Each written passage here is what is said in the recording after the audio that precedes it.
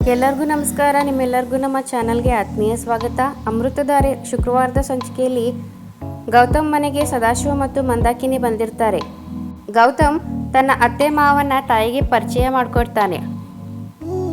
ಗೌತಮ್ನ ತಾಯಿ ಭಾಗ್ಯನ ನೋಡ್ತಿದ್ದಾಗೆ ಸದಾಶಿವ ಅವರು ಭಾಗ್ಯಕ್ಕ ಅಂತ ಕಾಲಿಗೆ ಬೀಳ್ತಾರೆ.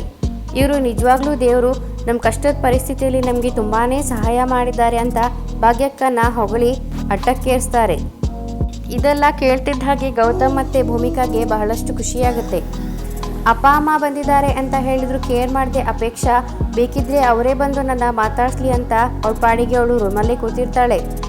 ತಮ್ಮ ಮಗಳು ನಮಗೆ ಹೇಳ್ದೆ ಮದುವೆ ಆಗಿದ್ದಾಳೆ ಅಂತ ಬೇಜಾರಿದ್ರೂ ಕೂಡ ಅದನ್ನೆಲ್ಲ ಮನಸ್ಸಲ್ಲಿ ಇಟ್ಕೊಳ್ದೆ ಸದಾಶಿವ ಮತ್ತು ಮಂದಾಕಿನಿ ಅಪೇಕ್ಷಾಳನ್ನು ಮಾತಾಡ್ಸೋದಕ್ಕೆ ರೂಮಿಗೆ ಹೋಗಿ ಅವಳನ್ನು ಪ್ರೀತಿಯಿಂದ ಮಾತಾಡಿಸುವ ಪ್ರಯತ್ನ ಮಾಡ್ತಾರೆ.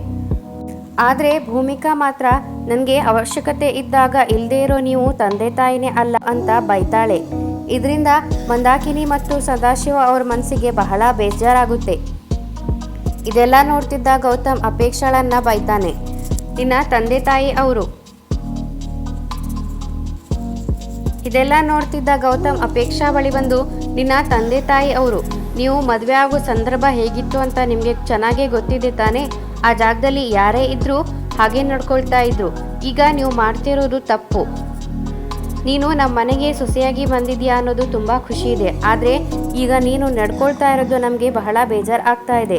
ನೀನು ಈಗ ಮಾತಾಡಿದ್ದು ತಪ್ಪು. ಅವ್ರ ಹತ್ರ ಕ್ಷಮೆ ಕೇಳು ಅಂತ ಅಪೇಕ್ಷಾಳ ಬಳಿ ಹೇಳ್ತಾನೆ. ಅಪೇಕ್ಷಾ ಮನ್ಸಿಲ್ದೇ ಇದ್ರೂ ತಂದೆ ತಾಯಿ ಹತ್ರ ಕ್ಷಮೆಯನ್ನು ಕೇಳ್ತಾಳೆ.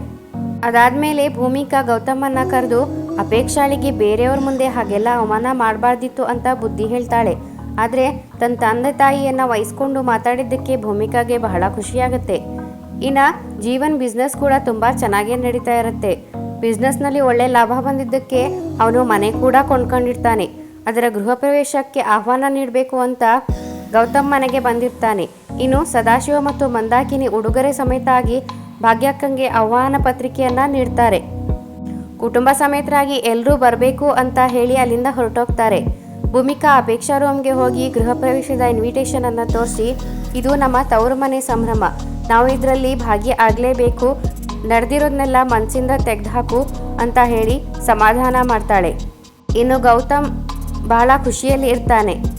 ತನ್ನ ತಾಯಿ ಭಾಗ್ಯಾಳಿಗೋಸ್ಕರ ತಾನೇ ತಿಂಡಿ ಮಾಡಬೇಕು ಅಂತ ಚಿತ್ರಾನ್ನ ಮಾಡಿ ಅದಕ್ಕೆ ಅಮ್ಮಂಗೆ ತುಂಬ ಇಷ್ಟ ಅಂತ ಸಜ್ಜಪ್ಪ ಕೂಡ ಮಾಡಲು ರೆಡಿ ಆಗ್ತಾ ಇರ್ತಾನೆ. ಗೌತಮ್ಗೆ ಭೂಮಿಕಾ ಕೂಡ ಸಹಾಯ ಮಾಡ್ತಾ ಇರ್ತಾಳೆ. ಇನ್ನು ಶಕುಂತಲಾ ಸದ್ಯ ಗೌತಮ್ ಖುಷಿಯಲ್ಲಿ ತೇಲಾಡ್ತಿದ್ದಾನೆ. ಇನ್ನು ಇದು ಎಷ್ಟು ದಿನ ಅಂತ ನೋಡಬೇಕು, ನಡಿಲಿ ಆಮೇಲೆ ನಮ್ಮಾಟನ ತೋರ್ಸೋಣ ಅಂತ ದೊಡ್ಡದಾಗಿ ಏನೋ ಪ್ಲ್ಯಾನ್ ಮಾಡ್ತಾ ಇರ್ತಾಳೆ. ಆದರೆ ಭೂಮಿಕಾ ಮಾತ್ರ ತನ್ನ ಕುಟುಂಬವನ್ನು ಯಾವಾಗಲೂ ಕಾಪಾಡೋಕ್ಕೆ ರೆಡಿಯಾಗಿ ನಿಂತಿರ್ತಾಳೆ. ಇದಕ್ಕೋಸ್ಕರ ಅವಳು ಯಾವುದೆಲ್ಲ ಸವಾಲು ಎದುರಿಸಬೇಕು ಅನ್ನೋದನ್ನು ಮುಂದೆ ನೋಡೋಣ. ನಿಮಗೆ ನಮ್ಮ ಈ ವಿಡಿಯೋ ಇಷ್ಟ ಆಗಿದ್ದರೆ ವಿಡಿಯೋನ ಲೈಕ್, ಶೇರ್ ಹಾಗೂ ಚಾನಲ್ನ ಸಬ್ಸ್ಕ್ರೈಬ್ ಮಾಡೋದನ್ನು ಮರಿಬೇಡಿ.